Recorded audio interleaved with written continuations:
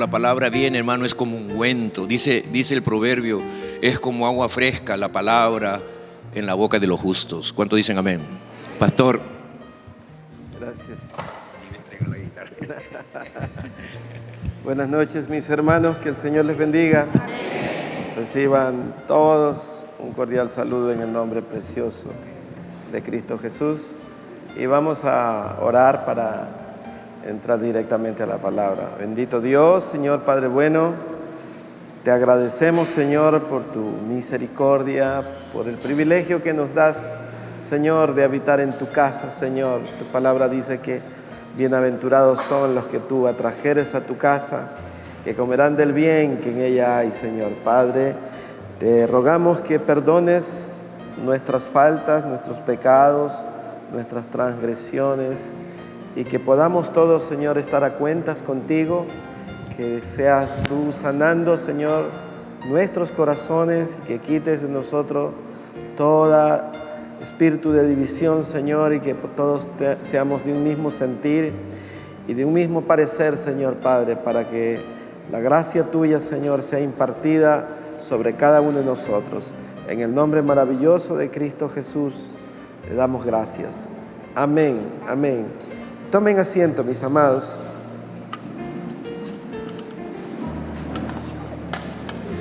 Y bueno, ayer terminamos nuestro proceso de discipulado y ahora nos toca ya entrar a la doctrina bíblica de la iglesia.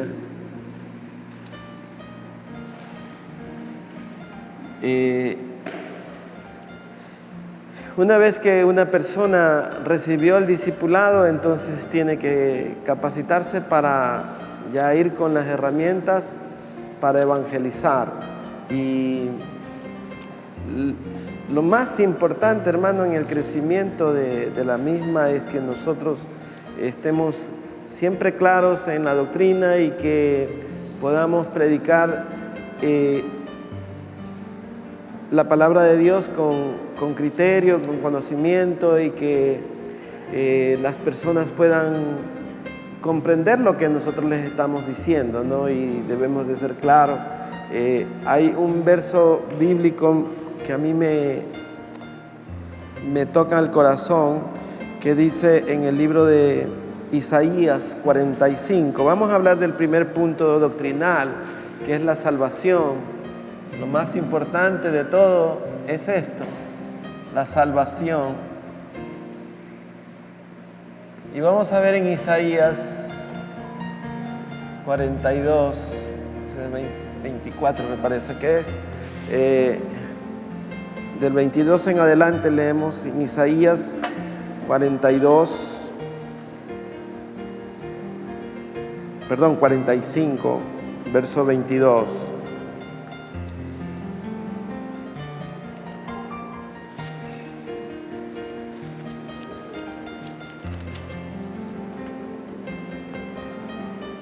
Sí, miren cómo Dios habla a las naciones en general.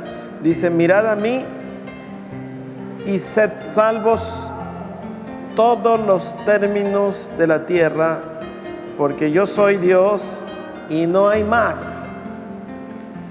Por mí mismo hice juramento. De mi boca salió palabra de injusticia y no será revocada. Que a mí se doblará toda rodilla y jurará toda lengua. Entonces vemos, amados, este pasaje bíblico que es una declaración de Dios mismo para que podamos entender. Usted vea lo que dice el verso 21, dice: proclamad y hacerlos acercarse y entren todos en consulta. ¿Quién hizo oír esto desde el principio y lo tiene dicho desde entonces, sino yo, Jehová? Y no hay más Dios que yo, Dios justo y salvador, ningún otro fuera de mí. Yo creo que este verso, hermanos, es categórico, muestra quién es Dios, la declaratoria que Él hace. Dice: mirad a mí todos los términos de la tierra. Y Él se declara como el único Dios. No hay otro como yo, dice. Y esto no sé si a usted le llena su corazón de contentamiento, de saber que tiene un solo Dios y que está con el Dios que verdaderamente hizo todas las cosas. Dice, ¿quién lo dijo desde el principio? Dice, Él lo ha proclamado y dice que interpuso juramento que toda boca confesará y toda rodilla se doblará en su santo nombre. Y eso es importantísimo, amado. Lo dice el Nuevo Testamento, después lo veremos, pero Él es el Salvador. Dice, yo Jehová, Salvador. ¿Por qué le pongo esto, hermanos? Porque en el libro de Mateo dice la Escritura que a Cristo se le dio el nombre de Jesús. Dice Mateo 1, verso 21, dice, y dará a luz un hijo y llamará su nombre Jesús, porque él salvará a su pueblo de sus pecados. O sea, el nombre de Jesús es un nombre que tiene una significación. Él salvará a su pueblo de pecado. Estamos hablando del primer punto doctrinal, que es la salvación, pero la salvación, amados, viene prácticamente con inmersa lo que es el arrepentimiento. Ustedes observen lo que dice en Mateo 3, verso 1 y 2. Mateo 3, verso 1 y 2 dice, en aquellos días vino Juan el Bautista predicando en el desierto de Judea y diciendo, arrepentíos porque el reino de los cielos se ha acercado. Mateo 3, verso 1 y 2. Entonces aquí hay otra palabra que tiene que ver con la salvación, es el arrepentimiento.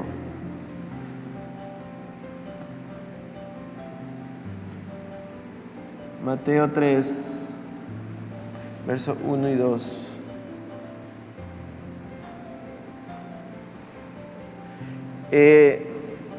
Esto nos hace ver que para llegar la salvación a nuestro corazón tiene que haber un arrepentimiento.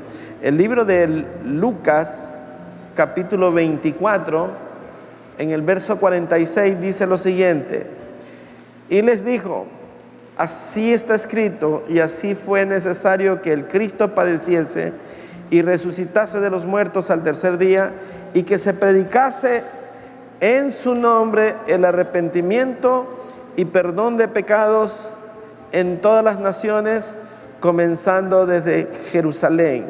Entonces hay que predicar el arrepentimiento y hay que hacerlo a todas las naciones, dice el texto, comenzando desde Jerusalén.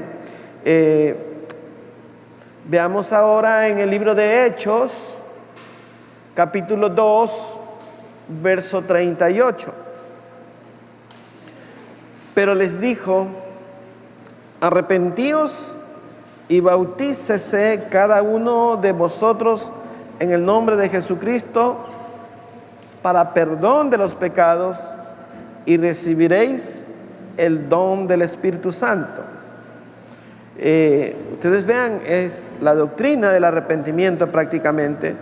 Dice el capítulo 17 del libro de Hechos, 17:30, Hechos 17:30, dice, pero Dios, habiendo pasado por alto los tiempos de esta ignorancia, ahora manda a todos los hombres en todo lugar que se arrepientan. Ustedes vean, o sea, hay una exhortación que hace el apóstol Pedro, manifestar lo que Dios ha dicho. Dice, leemos de nuevo el capítulo 17, verso 30 del libro de Hechos. Pero Dios, habiendo pasado por alto los tiempos de esta ignorancia, ahora manda a todos los hombres en todo lugar que se arrepientan. O sea, clarito, ¿no? No necesita mayor interpretación. Ahora el libro de Romanos, amados, que para mí es el corazón de la Biblia, en el capítulo 10, versos 9 y 10. Romanos 10, versos 9 y 10. Este es el texto que debemos tener más presente, porque es la esencia básica de la salvación. Dice el verso 9 y 10: si confesares con tu boca que Jesús es el Señor y creyeres en tu corazón que Dios le levantó de los muertos, serás salvo, porque con el corazón se cree para justicia, pero con la boca se confiesa para salvación. Entonces, el texto debemos de memorizarlo y tenerlo guardado en nuestro corazón. Dice que si confesares con nuestra boca que Jesucristo es el Señor y creyeres en tu corazón que se levantó de entre los muertos, serás salvo. Entonces es una declaratoria, amados, tal cual como cuando alguien llega al altar a casarse y el sacerdote le pregunta si recibe a su esposo, recibe a la novia como su esposa, y dice sí. Esa declaratoria, amados, ese sí, cuando recibimos a Cristo Jesús, es cuando confesamos que Jesucristo es el Señor, Señor de nuestra vida. Entonces estamos recibiendo la salvación de una manera automática, sencilla, no hay que hacer nada más sino esta declaratoria. Podemos decir que esta es parte de la oración de fe cuando alguien se entrega. Dice, si confesamos, lea bien lo que dice: si confesares con tu boca que Jesús es el Señor y creyeres en tu corazón que Dios le levantó de los muertos, serás salvo, porque con el corazón se cree para justicia, pero con la boca se confiesa para salvación. ¿Qué significa eso, amados? Que con el corazón usted cree para justicia. Le voy a poner un ejemplo. Usted llega a un lugar y estuvo en ese lugar un momento y después se despidió. Y luego lo llaman y le dicen: oye, tú estuviste en tal lugar, por si acaso tú no te llevaste un esferográfico que estaba en el escritorio. Y usted dice: no. Con su boca está confesando que no, se está salvando. Pero en su corazón usted dice: qué injusticia, cómo pensaron mal de mí. Asimismo, cuando usted recibe a Cristo Jesús, usted con el corazón cree para justicia, porque con la boca ya confesó para salvación, porque esa es la fe, porque usted está confesando algo que está creyendo, porque si no es una repetición de un texto bíblico que no le lleva a nada. La salvación está cuando usted lo cree en su corazón, que Jesucristo fue a la cruz por usted y por mí, y que allí murió y que se levantó de entre los muertos. Entonces usted es salvo, porque cree en su corazón, porque en su corazón cree que la justicia de Dios se manifestó y que cargó la culpa de nuestros pecados en Cristo Jesús. Entonces, cuando usted cree eso, entonces está creyendo para justicia, porque en verdad la justicia de Dios cayó sobre Cristo Jesús. Amén. Ahora, en el libro de el Evangelio de San Lucas, capítulo 19, usted vea el mensaje que da la Biblia al respecto de Cristo. Dice: Lucas 19, verso 10.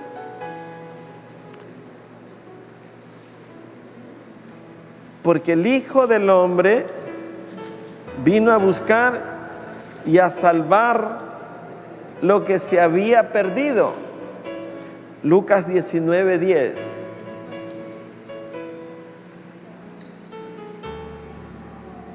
Lo que se había perdido.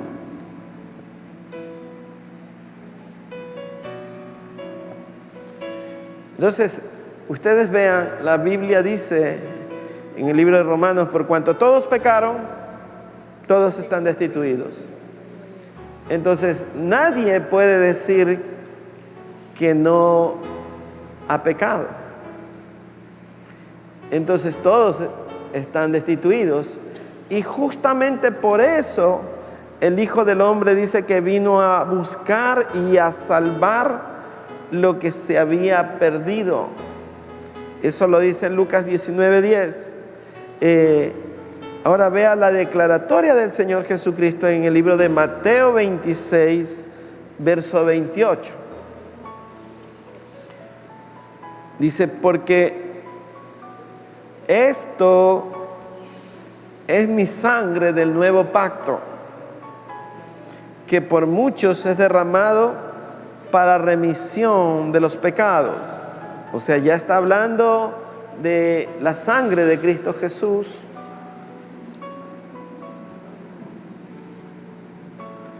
Es para remisión.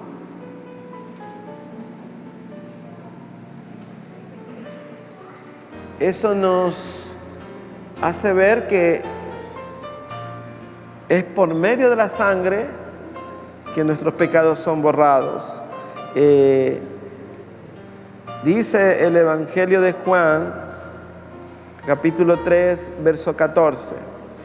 Y como Moisés levantó la serpiente en el desierto, así es necesario que el Hijo del Hombre sea levantado, para que todo aquel que en Él cree no se pierda, mas tenga vida eterna. Dice el verso siguiente, porque de tal manera amó Dios al mundo, que ha dado a su Hijo unigénito, para que todo aquel que en Él cree no se pierda, mas tenga vida eterna.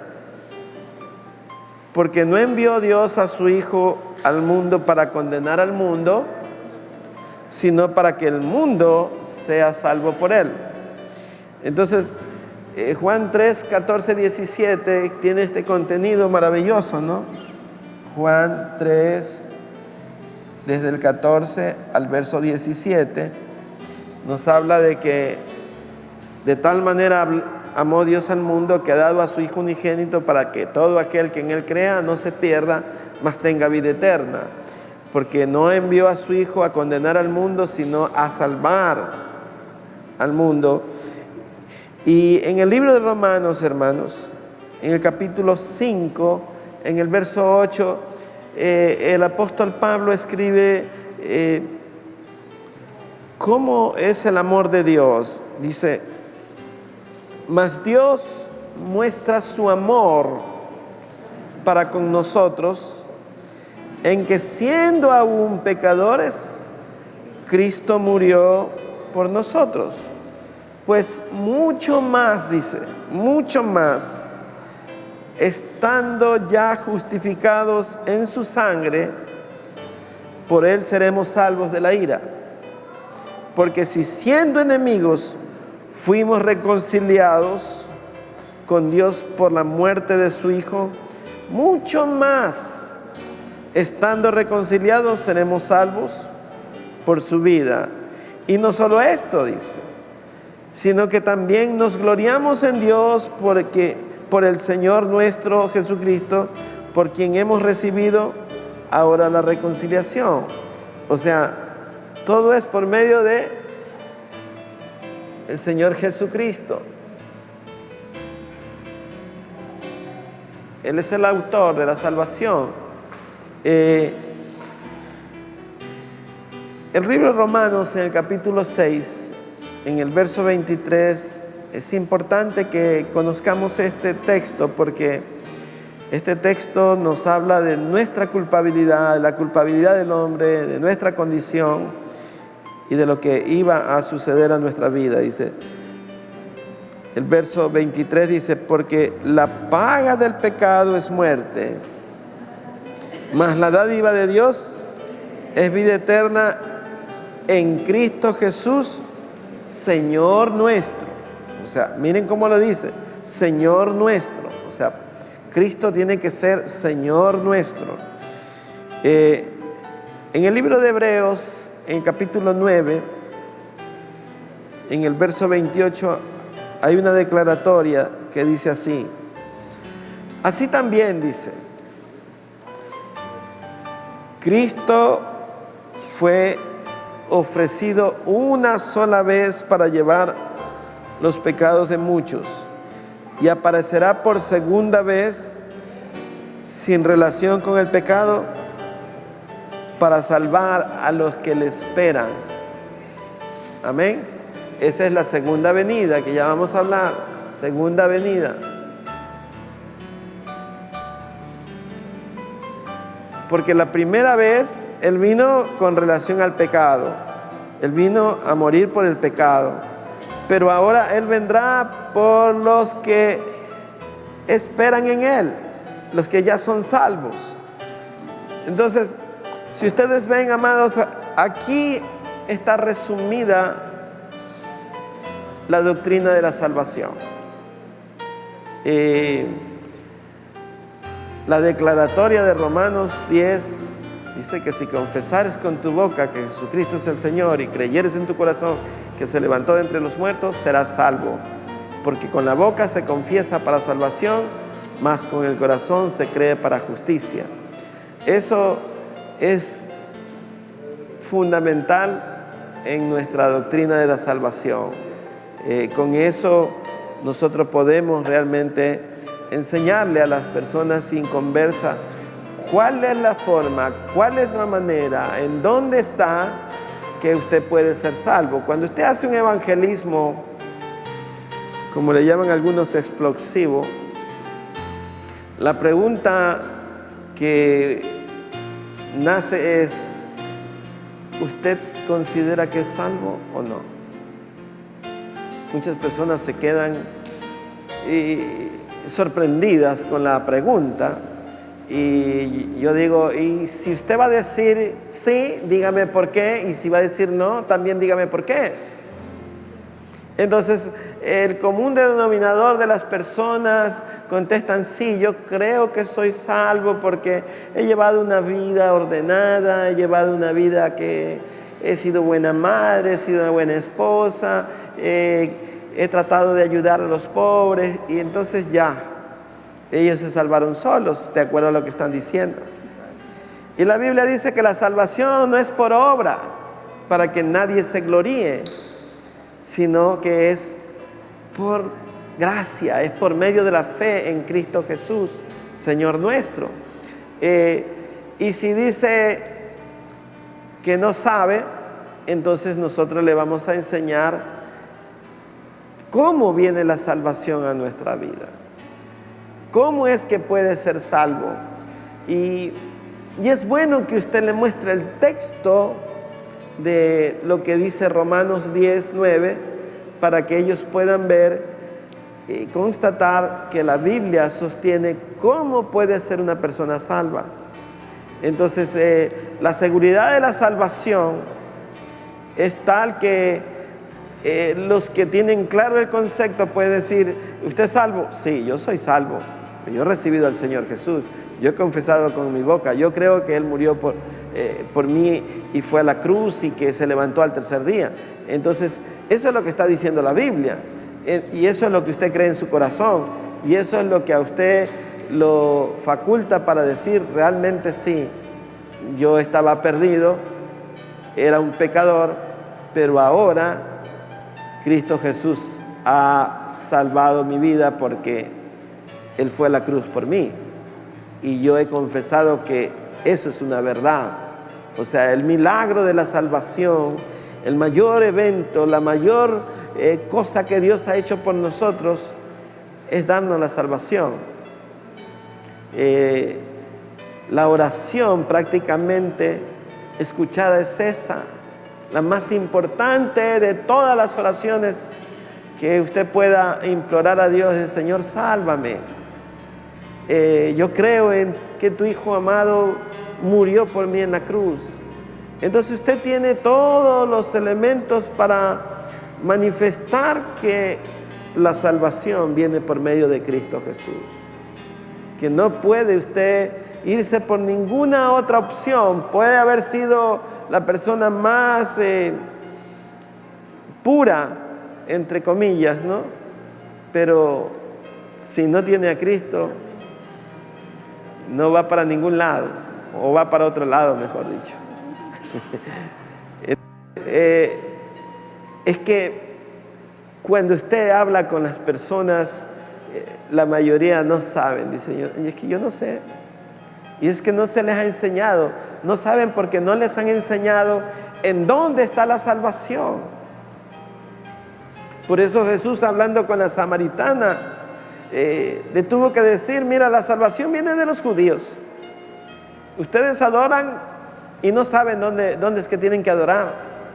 Pero vendrá la hora, y esta es la hora, le dice, en que es necesario que el Padre anda buscando, dice, adoradores que le adoren en espíritu y en verdad. Entonces, no es ni allá ni acá, le dijo. Es donde estés, cuando su corazón verdaderamente adora en espíritu y en verdad. Amén. Ahora pasamos al siguiente punto doctrinal, que es el bautismo en agua. No sé si me va a alcanzar el tiempo. Tenemos que hablar del bautismo en agua, tenemos que hablar de el bautismo en el Espíritu Santo, de la sanidad divina y de la segunda venida del Señor. Bautismo en agua.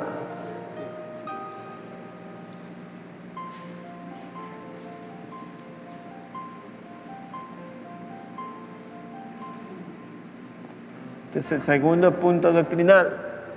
Dice en el libro de Mateo 3:16.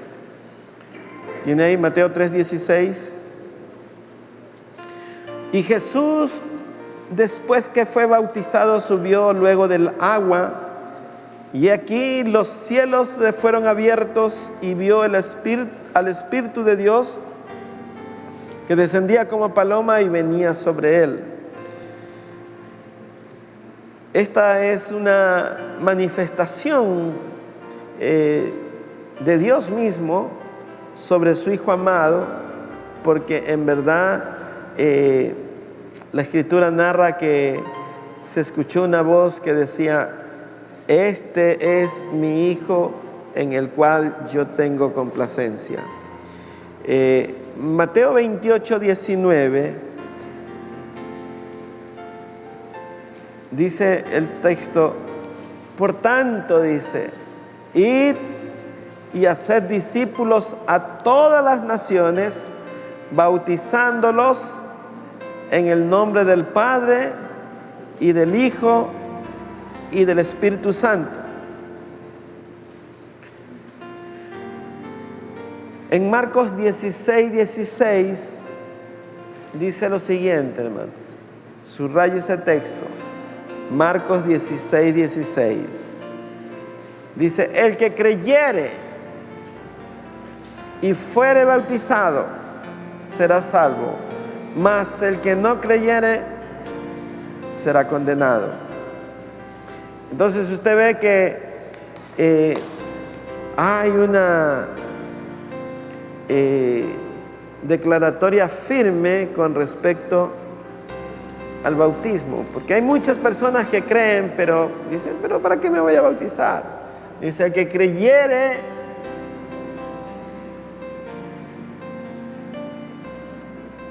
y fuere bautizado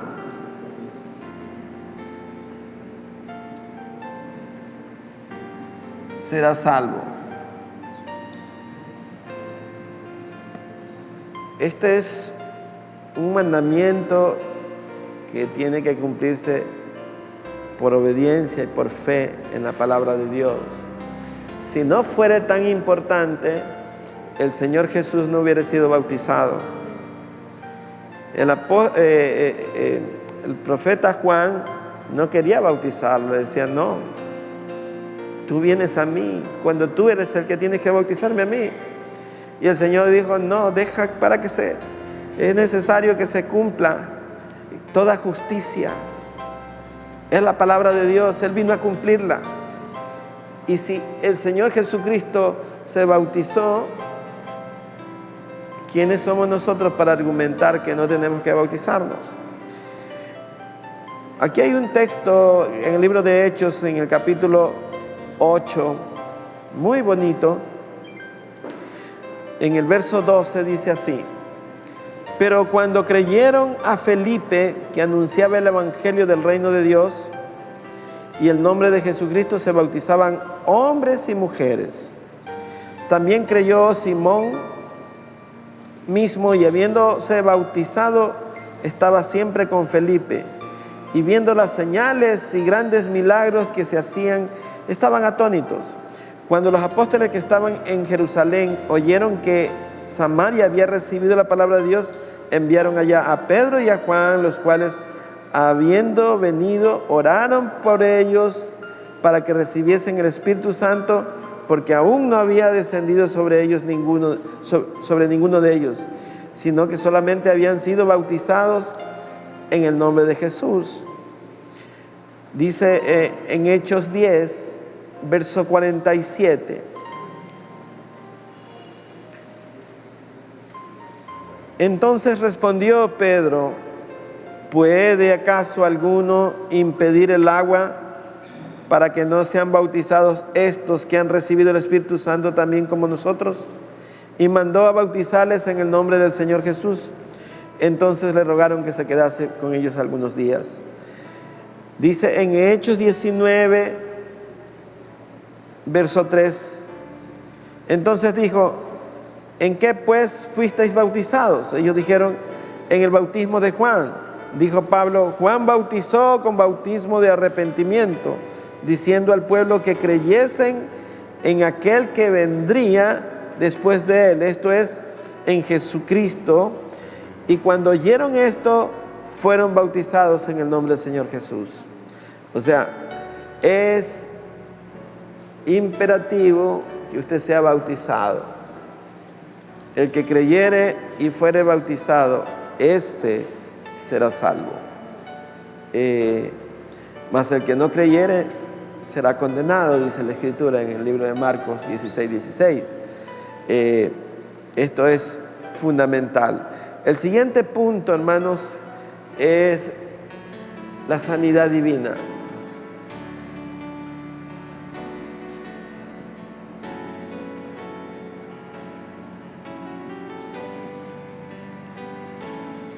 Es importante que nosotros sepamos de esto. Dice en el libro de Mateo 8, verso 16: y cuando llegó la noche, trajeron a él muchos endemoniados, y con la palabra echó fuera a los demonios, y sanó a todos los enfermos, para que se cumpliese lo dicho por el profeta Isaías, cuando dijo: Él mismo tomó nuestras enfermedades y llevó nuestras dolencias. Veamos ahora en Marcos 16:17. Marcos 16:17. Y estas señales seguirán a los que creen. En mi nombre echarán fuera demonios, hablarán nuevas lenguas, tomarán en las manos serpientes, y si bebieren cosa mortífera, no les hará daño, porque sobre los enfermos pondrán su mano y sanarán. Entonces, usted vea la autoridad que el Señor Jesús estaba delegando a sus discípulos, pero miren la autoridad a nombre de quién viene. Dice, en mi nombre.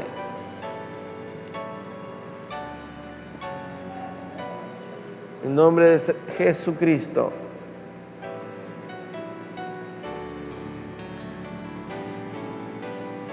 No es en el nombre de nadie, sino en el nombre de Jesucristo.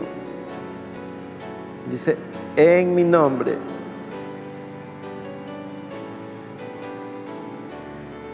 En el libro de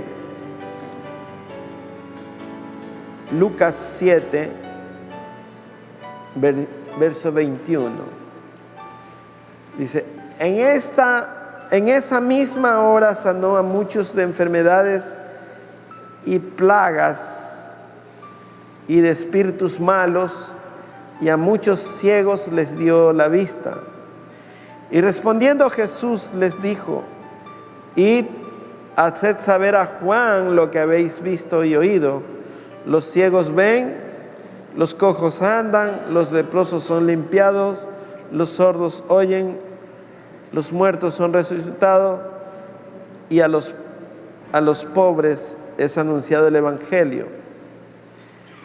Es que Juan, cuando estuvo ya en prisión, antes de ser asesinado, antes de ser degollado, mandó a sus discípulos a preguntarle si él era el Cristo. Miren cómo cambia el parecer de las personas a veces ante las tribulaciones, ante la angustia, el dolor.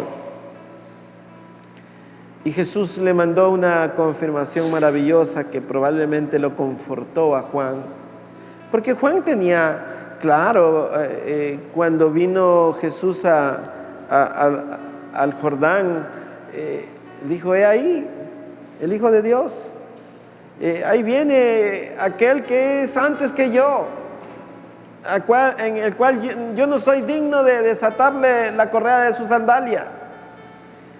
Y Juan tenía eso por revelación, amados. Y sin embargo después mandó a preguntar si él era el Cristo.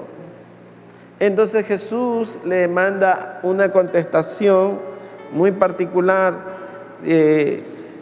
Dice en Lucas 10,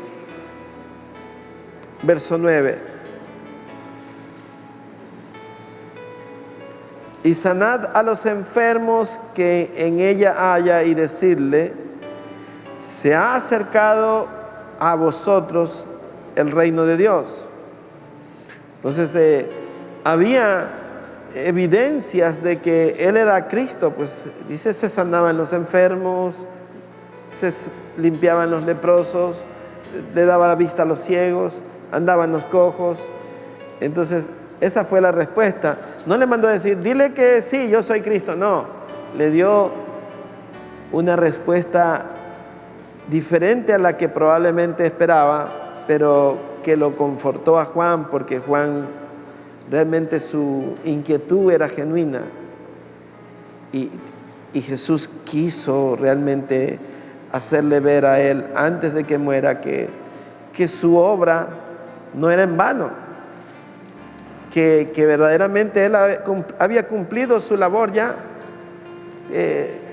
Fue uno de los primeros mártires, hermanos, del Evangelio, el apóstol Juan, el profeta Juan. En el libro de Hechos, hermanos, en el capítulo 5, verso 12, dice, y por la mano de los apóstoles se hacían muchas señales y prodigios en el pueblo, y estaban todos unánimes en el pórtico de Salomón. De los demás, ninguno se atrevía a juntarse con ellos, mas el pueblo los alababa grandemente. Y los que creían en el Señor aumentaban más, gran número así de hombres como de mujeres, tanto que se sacaban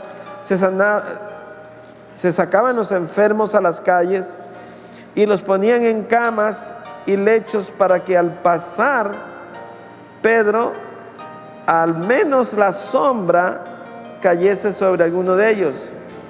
Y aún de las ciudades vecinas muchos venían a Jerusalén trayendo enfermos y atormentados de espíritus inmundos, y todos eran sanados. Realmente era una cuestión de alabar, porque imagínense, Pedro caminaba y la sombra iba sanando a los enfermos. Y como dice la alabanza, no era la sombra, no era Pedro, era la mano de Cristo que sanaba a los enfermos. Entonces, porque ellos iban en el nombre de Cristo, pues, hermano. Entonces se operaba algo que debemos anhelar siempre, que es la sanidad divina. Esto de aquí es algo maravilloso, hermano. Y la iglesia debe de tener fe en esto, porque esto es nuestra doctrina. En esto creemos.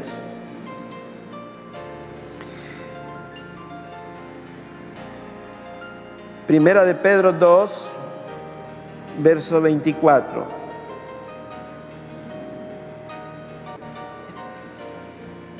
Dice el apóstol Pedro: quien llevó él mismo nuestros pecados en su cuerpo sobre el madero, para que nosotros, estando muertos a los pecados, vivamos a la justicia, y por cuya herida fuisteis sanados. O sea, es por las llagas de Cristo que somos sanados. Y el siguiente punto doctrinal es el bautismo en el Espíritu Santo.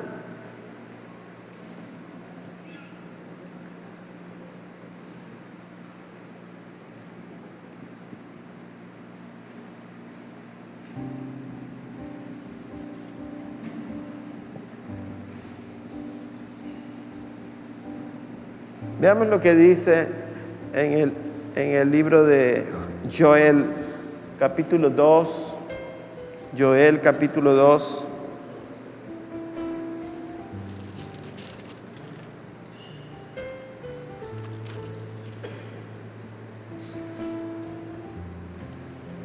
Verso 28. Dice: y después de esto derramaré mi espíritu sobre toda carne, y profetizarán vuestros hijos y vuestras hijas, y vuestros ancianos soñarán sueños, y vuestros jóvenes verán visiones. Y también sobre los siervos y sobre las siervas derramaré mi espíritu en aquellos días. Esta fue la promesa que Dios hace con respecto al día de Pentecostés. Dice en Mateo 3, verso 11: yo a la verdad os bautizo en agua para arrepentimiento, pero el que viene tras mí, cuyo calzado yo no soy digno de llevar, es más poderoso que yo. Él os bautizará en Espíritu Santo y fuego. Ese es el bautismo del Espíritu Santo. Dice en Juan capítulo 7, verso 37 al 39: en el último y gran día de la fiesta, Jesús se puso en pie y alzó la voz, diciendo: si alguno tiene sed, venga a mí y beba. El que cree en mí, como dice la Escritura, de su interior correrán ríos de agua viva. Esto dijo del Espíritu que había de recibir los que creyesen en él, pues aún no había venido el Espíritu Santo, porque Jesús no había sido aún glorificado. En el libro de Hechos, capítulo 2, Hechos 2, del 1 al 4 dice: cuando llegó el día de Pentecostés, estaban todos unánimes juntos, y de repente vino del cielo un estruendo como de un viento recio que soplaba, el cual llenó toda la casa donde estaban sentados, y se les aparecieron lenguas repartidas como de fuego, asentándose sobre cada uno de ellos. Y fueron todos llenos del Espíritu Santo y comenzaron a hablar en otras lenguas, según el Espíritu les daba que hablasen.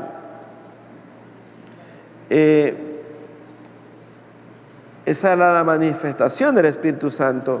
Estaba bautizándolos. En Hechos 10:44 dice lo siguiente: mientras aún hablaba Pedro estas palabras, el Espíritu Santo cayó sobre todos los que oían el discurso. O sea, la palabra estaba ahí ungida, la palabra estaba, pero siempre respaldada por el Espíritu de Dios. En Hechos 19, verso 6, dice: y habiendo impuesto Pablo las manos, vino sobre ellos el Espíritu Santo, y hablaban en lenguas y profetizaban. En el libro de Romanos 14, verso 17, nos dice: porque el reino de Dios no es comida ni bebida, sino justicia, paz y gozo en el Espíritu Santo. Ustedes ven lo que es el reino del cielo. No es comida ni bebida, sino que es justicia, paz y gozo en el Espíritu Santo. Vayamos a 1 de Corintios capítulo 12. 1 de Corintios capítulo 12, verso 13. Porque por un solo Espíritu fuimos bautizados todos en un cuerpo, sean judíos o griegos, sean esclavos o libres, y a todos se nos dio a beber de un mismo Espíritu. Entonces es un solo Espíritu. Amén. Y el último punto doctrinal es la segunda venida.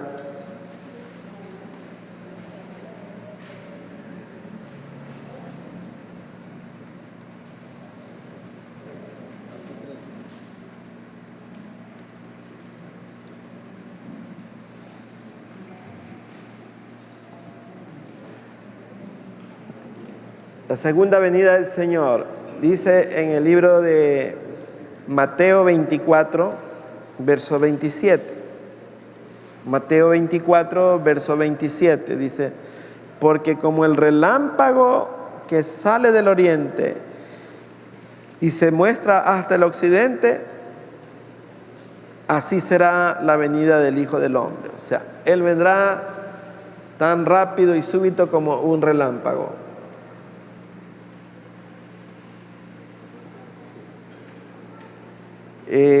Primera de Tesalonicenses capítulo 4,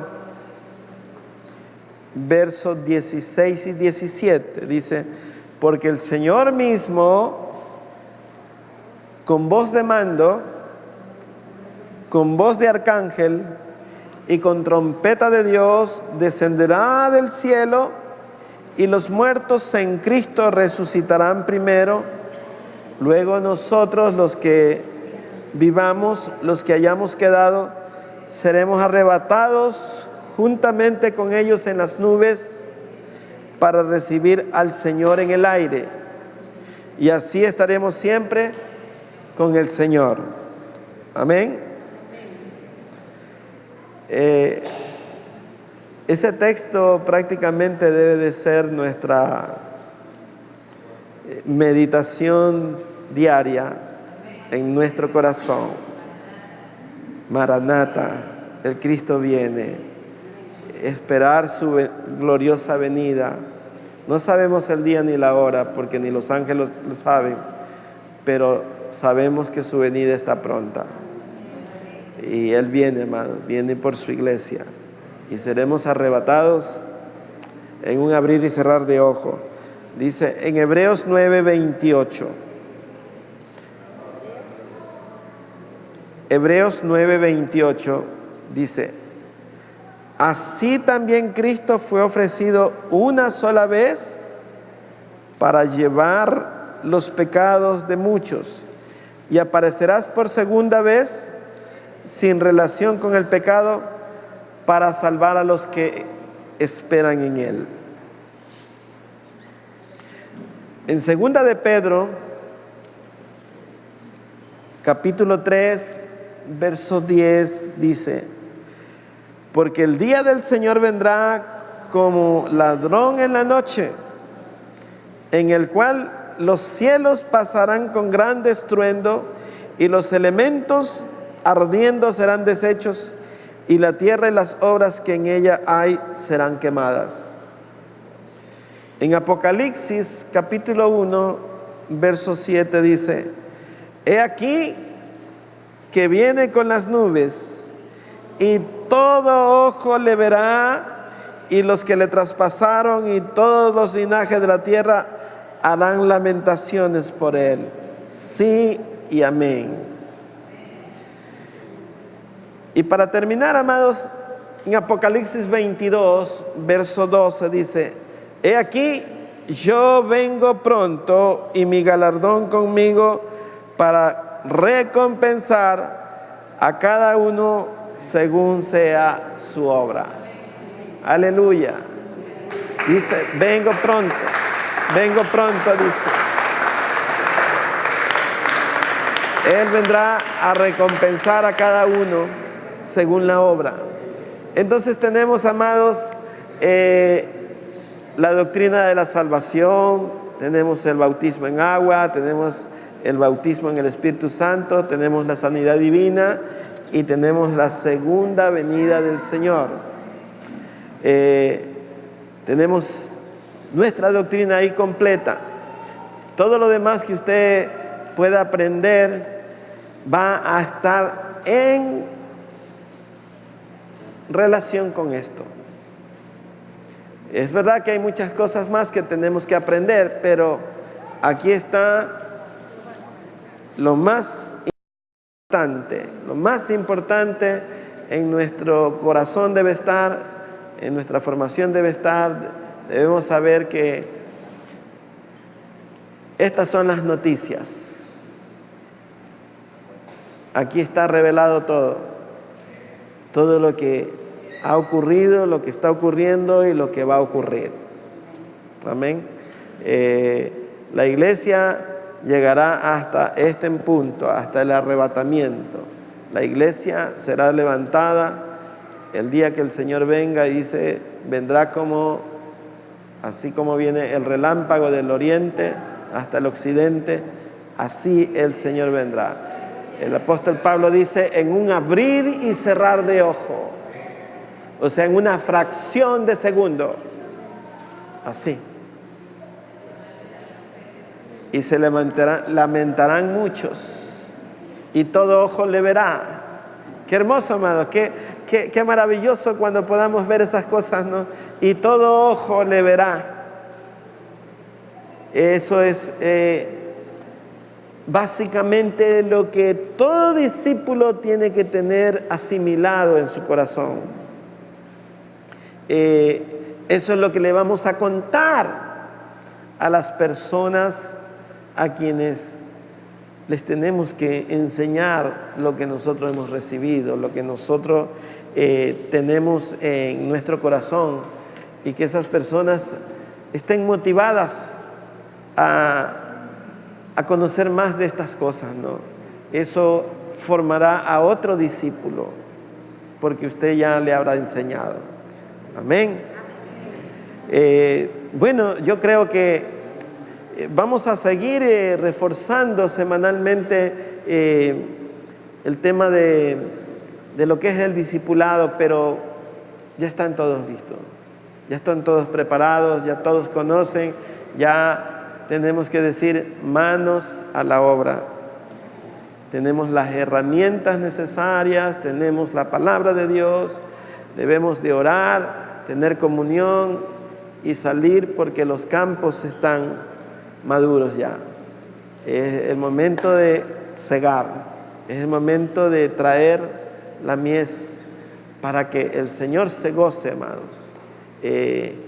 La Biblia dice que mucha es la mies y pocos son los obreros.